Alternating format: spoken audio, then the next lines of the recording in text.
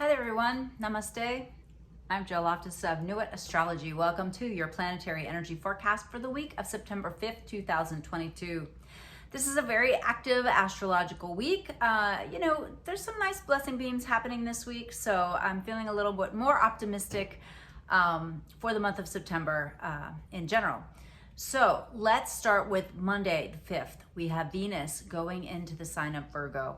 Now, Venus in Virgo, she's not really, she's kind of,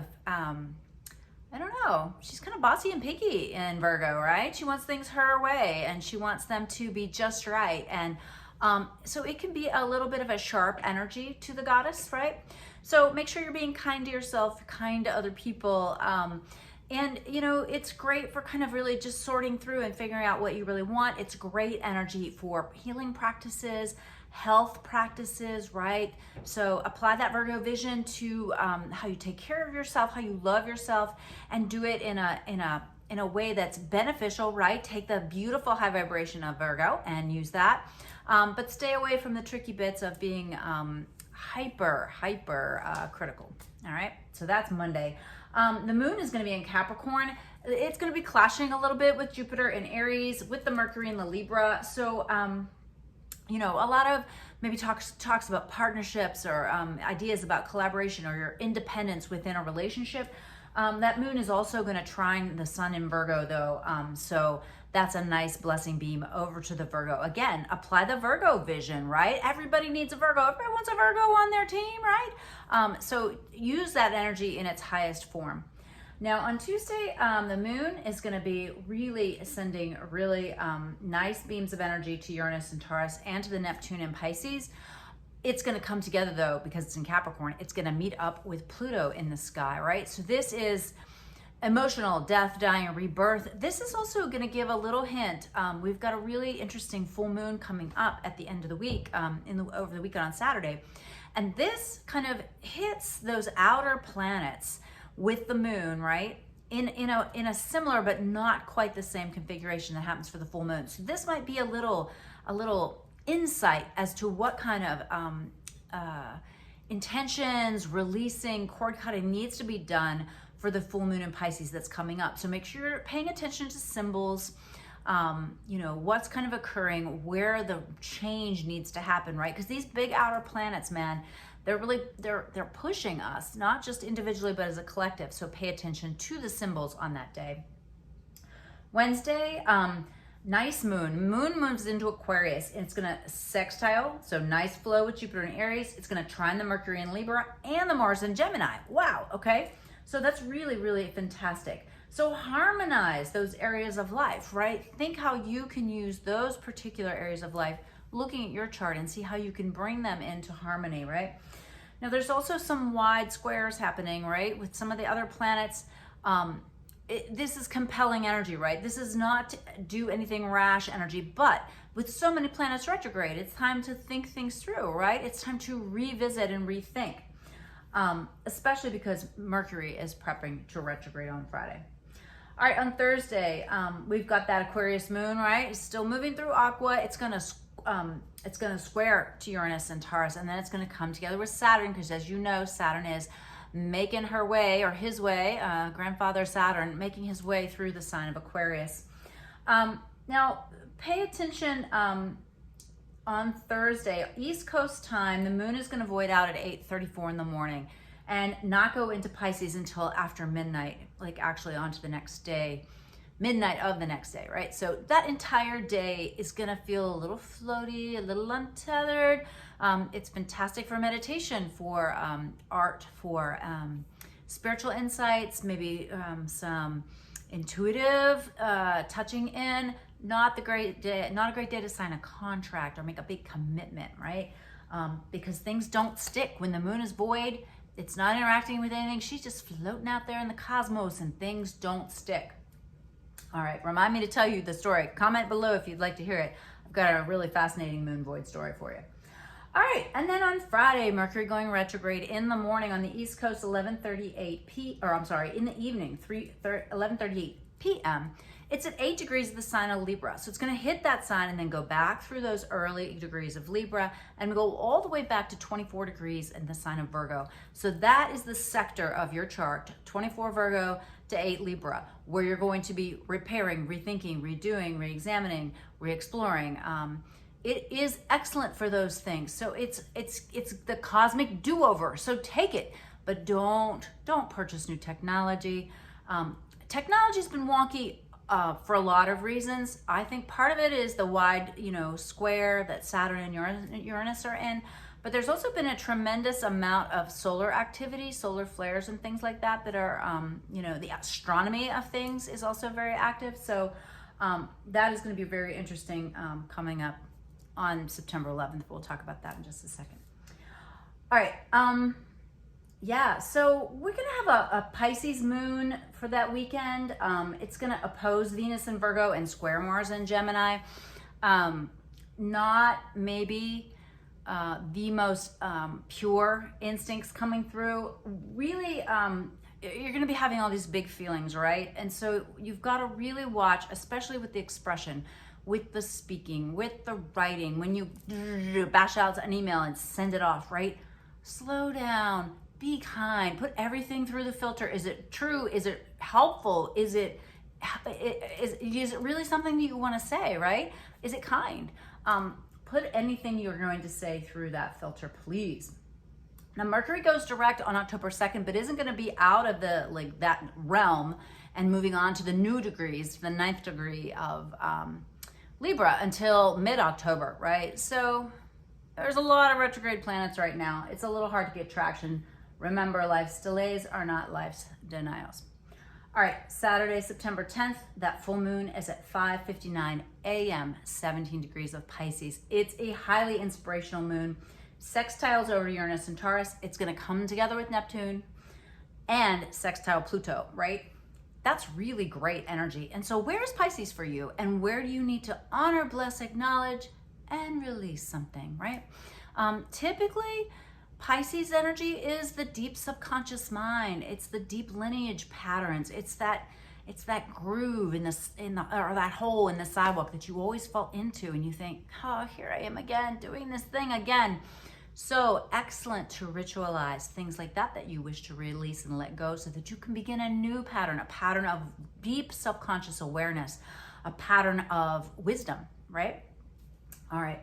True node actually goes down to 14 degrees, right? So that's also kind of a little bit of a vibe change. And it's coming out of the engagement range with Uranus so that instead of dealing with North Node and Uranus together and a wide square to the Saturn, now we're starting to let the nodes go on.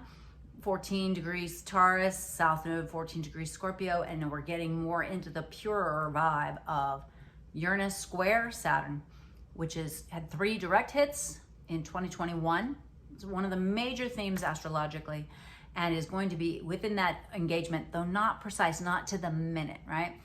There's a degree and then there's 60 minutes within each degree, okay?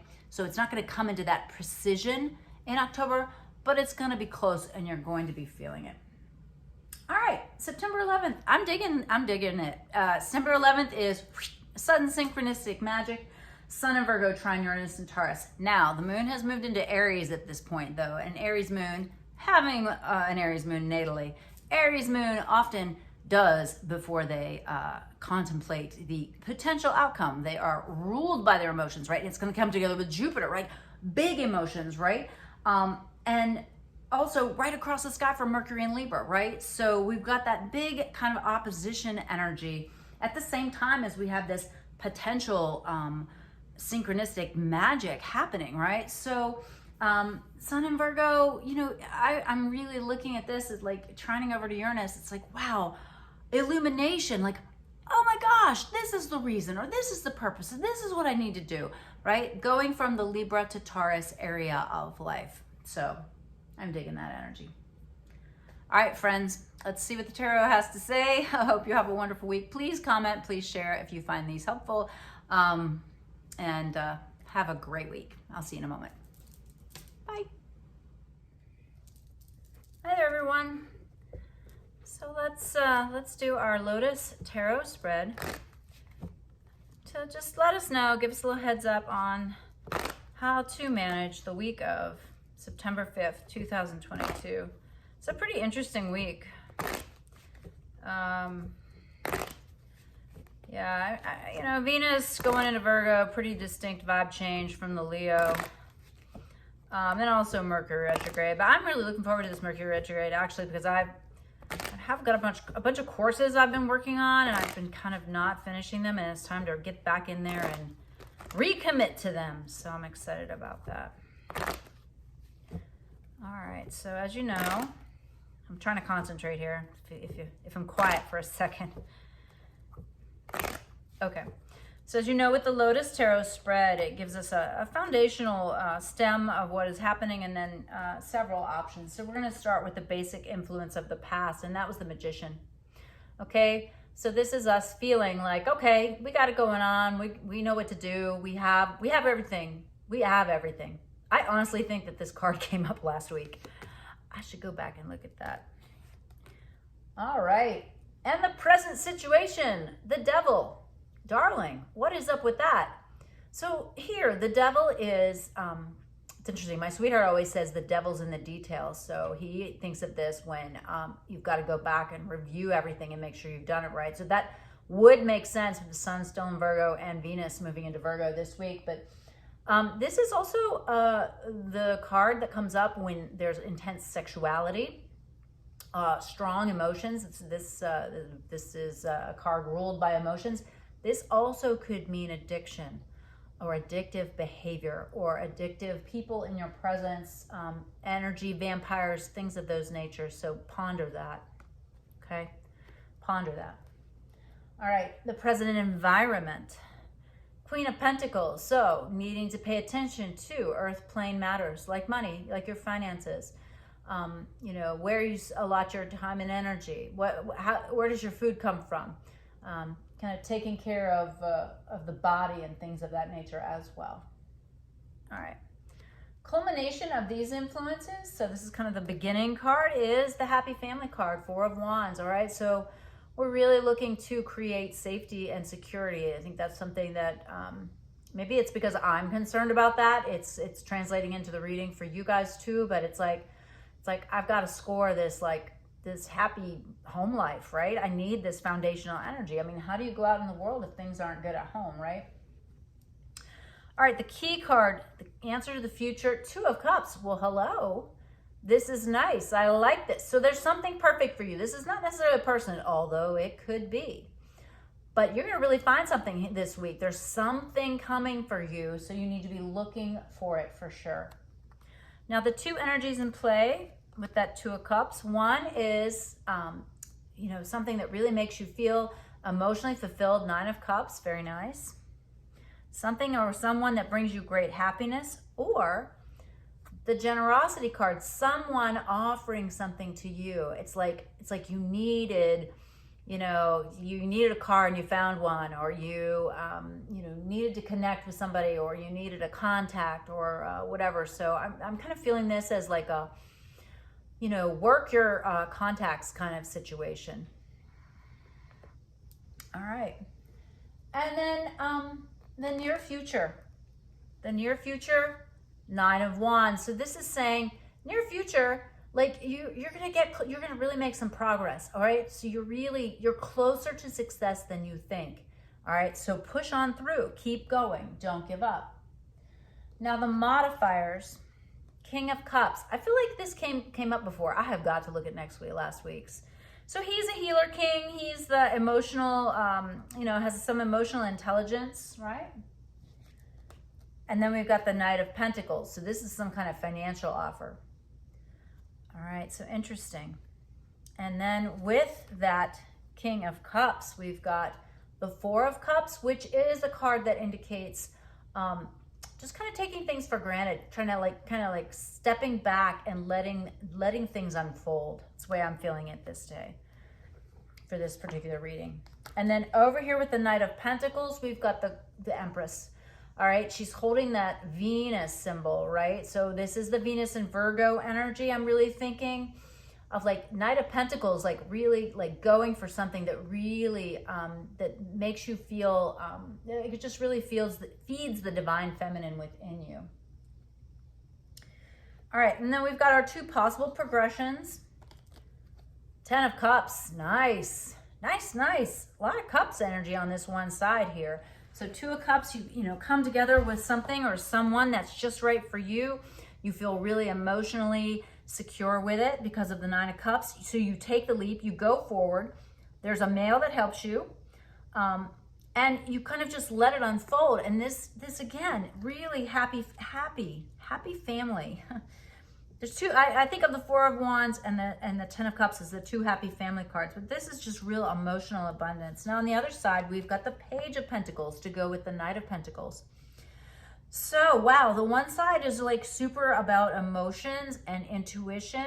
The other side is about practicality. It's about really getting that information, getting that loan, getting that job, getting that thing, pushing forward, going forward, not giving up, and then going for it in an embodied feminine manner. And then you've got this Page of Pentacles, again, giving you a little spark of luck. Paired over here with the 10 of Cups, we got the Ace of Wands, brand new beginnings. So this is initiation energy again. So this is taking action. This is looking like, even with Mercury retrograde, this is an action-oriented week. With the Page of Pentacles, we've got the 3 of Swords. So some difficult emotions coming up here. You might be thinking, oh gosh, this is costing a lot of money, or oh, this is costing a lot of time, or oh, I'm not sure about this. So there's some uncertainty on this side with the Pentacles. Yeah, so make sure you ask all the right questions, particularly if you're making any financial decisions this week, any real estate decisions, new job, anything along those lines. Make sure that you're not just so enthusiastic because of this Page of Pentacles. You know, you're going for it, but there's something kind of niggling at you, kind of like, oh, I don't know about this. There's something not quite right. So make sure you check all that out. I'm going to flip over and ask like what the deal is with this.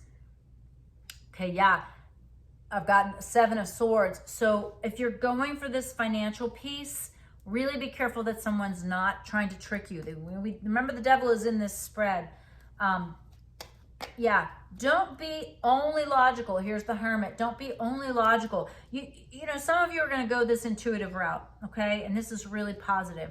But some of you are going to go the more practical route, and that's fine too. But listen to that little part of you that might be wondering what's going on. There might be more to it, and you might have to say to yourself, why did I just do the practical things? Why didn't I think that I could trust my intuition and emotions? So that's the spread for the week. Wow, it's really interesting. So 2 different approaches to it, but you've got it going on. You know, you really, everyone's kind of oriented towards these practical things. But even with practical things, sometimes you have to go the intuitive route, go towards the emotional happiness, not just, well, traditionally this would be right. Okay? That's my take on things for the week. I hope that's helpful. I'll see you next week. Bye.